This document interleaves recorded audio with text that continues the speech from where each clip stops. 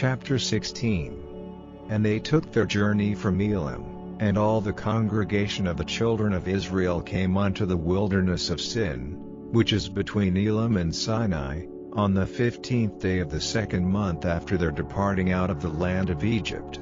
And the whole congregation of the children of Israel murmured against Moses and Aaron in the wilderness, and the children of Israel said unto them, Would to God we had died by the hand of the Lord in the land of Egypt, when we sat by the flesh pots, and when we did eat bread to the full, for ye had brought us forth into this wilderness, to kill this whole assembly with hunger. Then said the Lord unto Moses, Behold, I will rain bread from heaven for you, and the people shall go out and gather a certain rate every day, that I may prove them, whether they will walk in my law, or no. And it shall come to pass, that on the 6th day they shall prepare that which they bring in, and it shall be twice as much as they gather daily.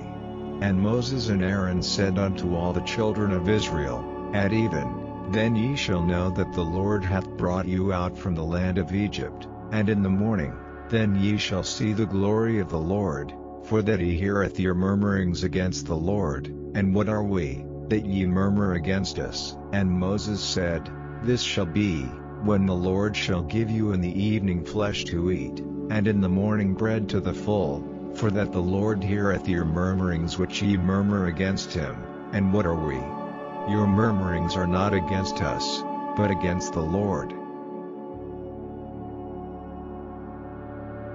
And Moses spake unto Aaron, Say unto all the congregation of the children of Israel, Come near before the Lord, for he hath heard your murmurings. And it came to pass, as Aaron spake unto the whole congregation of the children of Israel, that they looked toward the wilderness, and, behold, the glory of the Lord appeared in a cloud. And the Lord spake unto Moses, saying, I have heard the murmurings of the children of Israel. Speak unto them, saying, At even ye shall eat flesh, and in the morning ye shall be filled with bread, and ye shall know that I am the Lord your God. And it came to pass, that at even the quails came up, and covered the camp, and in the morning the dew lay round about the host. And when the dew that lay was gone up, behold, upon the face of the wilderness there lay a small round thing, as small as the hoarfrost on the ground. And when the children of Israel saw it, they said one to another, It is manna, for they wist not what it was. And Moses said unto them, This is the bread which the Lord hath given you to eat. This is the thing which the Lord hath commanded, gather of it every man according to his eating, an omer for every man, according to the number of your persons. Take ye every man for them which are in his tents. And the children of Israel did so, and gathered, some more, some less. And when they did meet it with an omer, he that gathered much had nothing over, and he that gathered little had no lack. They gathered every man according to his eating. And Moses said, Let no man leave of it till the morning. Notwithstanding they hearkened not unto Moses, but some of them left of it until the morning, and it bred worms, and stank, and Moses was wroth with them. And they gathered it every morning, every man according to his eating, and when the sun waxed hot, it melted. And it came to pass, that on the 6th day they gathered twice as much bread, 2 omers for one man. And all the rulers of the congregation came and told Moses. And he said unto them, This is that which the Lord hath said, Tomorrow is the rest of the holy Sabbath unto the Lord. Bake that which ye will bake today, and seethe that ye will seethe, and that which remaineth over lay up for you to be kept until the morning.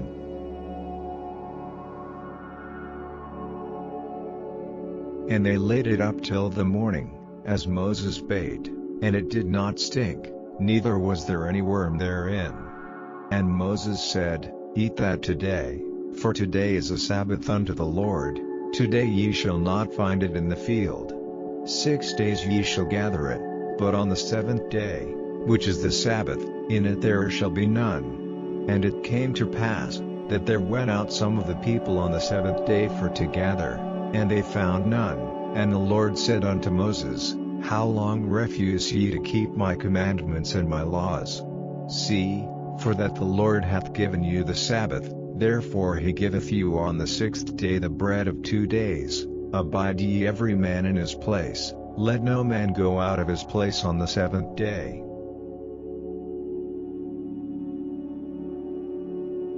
So the people rested on the 7th day. And the house of Israel called the name thereof Manna, and it was like coriander seed, white, and the taste of it was like wafers made with honey.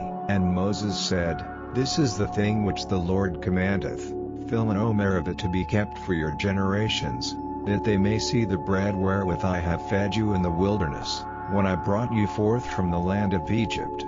And Moses said unto Aaron, Take a pot, and put an omer full of manna therein, and lay it up before the Lord, to be kept for your generations.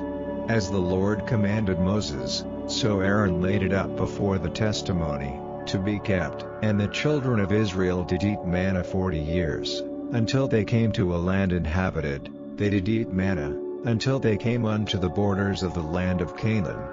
Now an omer is the 10th part of an ephah.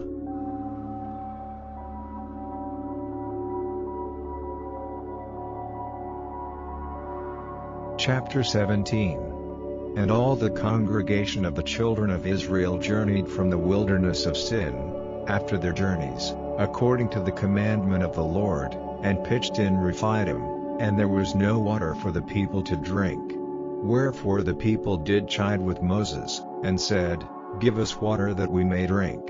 And Moses said unto them, Why chide ye with me? Wherefore do ye tempt the Lord? And the people thirsted there for water. And the people murmured against Moses, and said, Wherefore is this that thou hast brought us up out of Egypt, to kill us and our children and our cattle with thirst?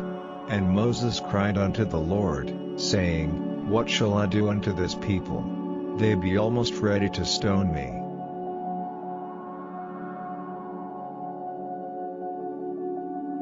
And the Lord said unto Moses, Go on before the people, and take with thee of the elders of Israel, and thy rod, wherewith thou smotest the river, take in thine hand, and go. Behold, I will stand before thee there upon the rock in Horeb, and thou shalt smite the rock, and there shall come water out of it, that the people may drink. And Moses did so in the sight of the elders of Israel. And he called the name of the place Massah and Meribah, because of the chiding of the children of Israel, and because they tempted the Lord, saying, Is the Lord among us, or not?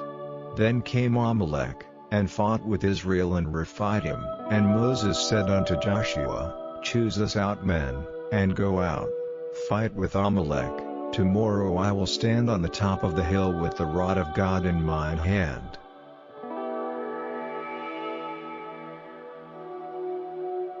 So Joshua did as Moses had said to him, and fought with Amalek.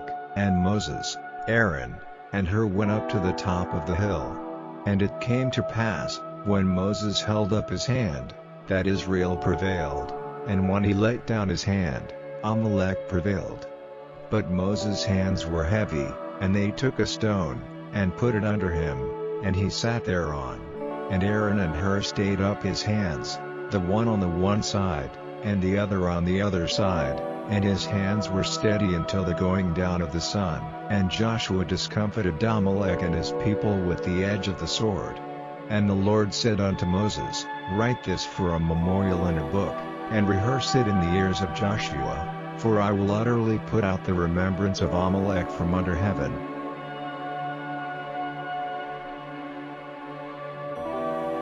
And Moses built an altar, and called the name of it Jehovah Nissi, for he said, Because the Lord hath sworn that the Lord will have war with Amalek from generation to generation.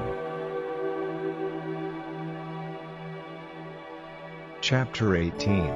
When Jethro, the priest of Midian, Moses' father-in-law, heard of all that God had done for Moses, and for Israel his people, and that the Lord had brought Israel out of Egypt, then Jethro, Moses' father-in-law, took Zipporah, Moses' wife, after he had sent her back, and her 2 sons, of which the name of the one was Gershom. For he said, I have been an alien in a strange land, and the name of the other was Eliezer, for the God of my father, said he, was mine help, and delivered me from the sword of Pharaoh. And Jethro, Moses' father-in-law, came with his sons and his wife unto Moses into the wilderness, where he encamped at the mount of God. And he said unto Moses, I thy father-in-law Jethro am come unto thee, and thy wife, and her two.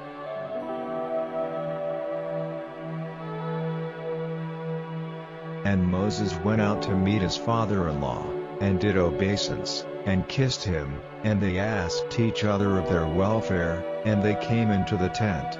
And Moses told his father-in-law all that the Lord had done unto Pharaoh and to the Egyptians for Israel's sake, and all the travail that had come upon them by the way, and how the Lord delivered them.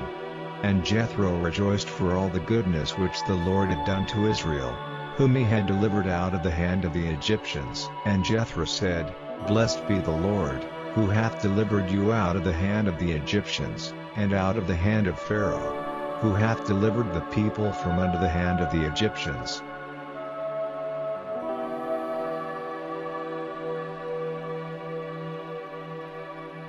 Now I know that the Lord is greater than all gods, for in the thing wherein they dealt proudly he was above them. And Jethro, Moses' father-in-law, took a burnt offering and sacrifices for God, and Aaron came, and all the elders of Israel, to eat bread with Moses' father-in-law before God. And it came to pass on the morrow, that Moses sat to judge the people, and the people stood by Moses from the morning unto the evening. And when Moses' father-in-law saw all that he did to the people, he said, What is this thing that thou doest to the people? Why sittest thou thyself alone, and all the people stand by thee from morning unto even? And Moses said unto his father-in-law, Because the people come unto me to inquire of God.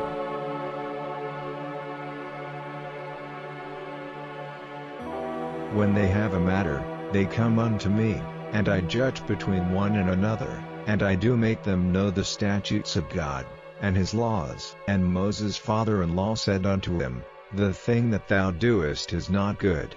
Thou wilt surely wear away, both thou, and this people that is with thee, for this thing is too heavy for thee, thou art not able to perform it thyself alone. Hearken now unto my voice, I will give thee counsel, and God shall be with thee. Be thou for the people to God ward, that thou mayest bring the causes unto God, and thou shalt teach them ordinances and laws, and shalt show them the way wherein they must walk, and the work that they must do. Moreover thou shalt provide out of all the people able men, such as fear God, men of truth, hating covetousness, and place such over them, to be rulers of thousands, and rulers of hundreds, rulers of fifties, and rulers of tens.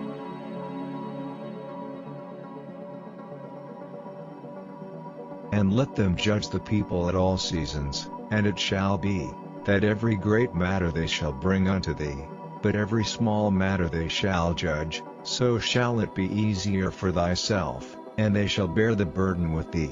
If thou shalt do this thing, and God command thee so, then thou shalt be able to endure, and all this people shall also go to their place in peace. So Moses hearkened to the voice of his father-in-law, and did all that he had said. And Moses chose able men out of all Israel, and made them heads over the people, rulers of thousands, rulers of hundreds, rulers of fifties, and rulers of tens.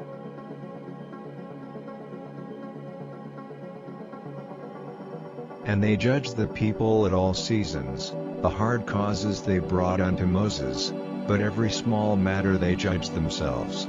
And Moses let his father-in-law depart, and he went his way into his own land.